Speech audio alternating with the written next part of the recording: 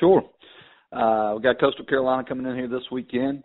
Back to a Saturday routine, which is good for us. They're coming off a nice win against UMass this past Saturday. Did a good job in all phases of the game and looked to have a little bit of momentum coming into our contest this Saturday. We're trying to rebound from our Thursday night defeat against Arkansas State and find some ways to do some better tackling and blocking up front and just fundamentally get better as a football team. But look forward to this matchup and getting back to our Saturday game scheduling. Thank you very much, Coach. Our first questions come from Dan McDonald with The Advocate. Dan, please go ahead. Good morning, Coach. Good morning. How tough was it for your guys? You sort of ran into a first half buzzsaw from those guys that a lot of things went right for them. How big was it for your guys to come back and start putting up some points in the second half?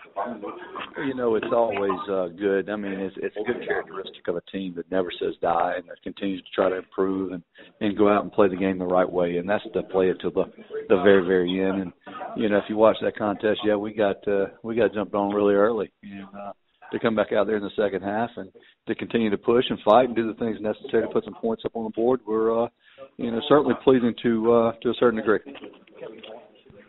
Can you talk a little bit about Ellington's play, not just in this game, but the last couple of games for you? Yeah, Ellington's, he's the stalwart of our offense. He does a great job and everything. I mean, from his mobility standpoint of getting out of pressure and delivering throws to his running game.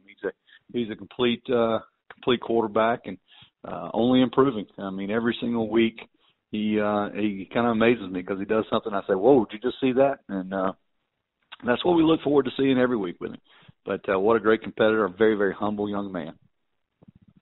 Thank you, Dan. Our next questions come from Whitney Hayworth. Whitney, please go ahead. Good morning, Coach Elliott. How are you?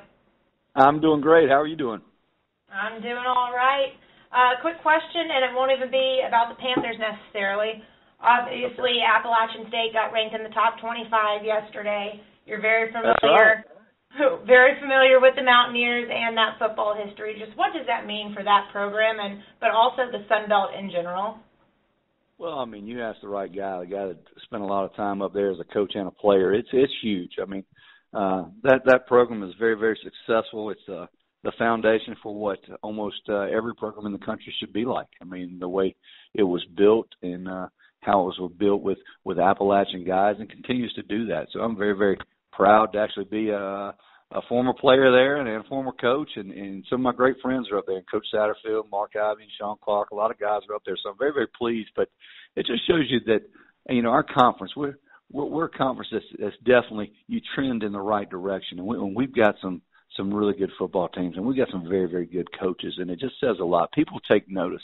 I noticed when the top 25 came out and the release was made, and App State was actually one of the headlines, bounced in for the first time in history. And that's just huge. I mean, it takes notice because, whether for them or for us in recruiting, the Sun Belt Conference needs to be pushed to the forefront because we've got some good teams and good coaches in this league.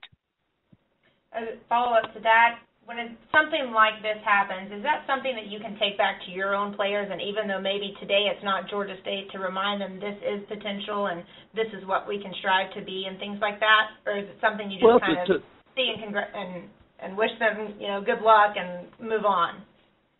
I mean, to some degree it is. I mean, there's a lot of football left in this season, so we'll see where it all shakes out, where they end up. But, certainly points to a bright future what we have in this conference and what we have here and what we can achieve with our teams in this conference. And getting into the top 25 and being recognized by the voters and the coaches is something we all strive to have done because we always want to be kind of brought up by our peers. And that's something that we really can stress to our football teams about the goals or just the mindset of how we need to go out and approach things. Appreciate it. Thanks as always. Yeah, thank you. Thank you, Whitney. Our next questions come from Alan Blondin from the Sun News. Alan, please go ahead. Thank you. Coach, Coastal Carolina used 3 quarterbacks last week, and Chilton Anderson, their starter, his availability might be questioned again this week. What kind of challenge does that present for you, possibly having to prepare for 3 different guys?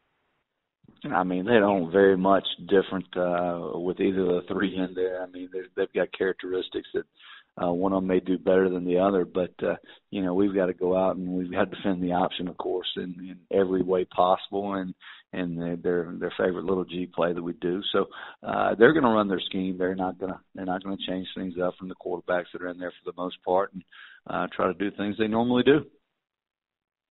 All right, and lastly, Coach, how healthy are you at this point in the season? You missing any key guys?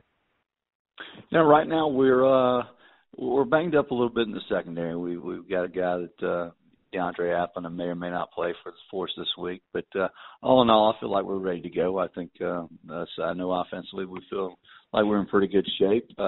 We played a physical game last week and had some bumps and bruises, but who doesn't have bumps and bruises this time of the year? Yeah. Coach, appreciate it. Yeah, thank you.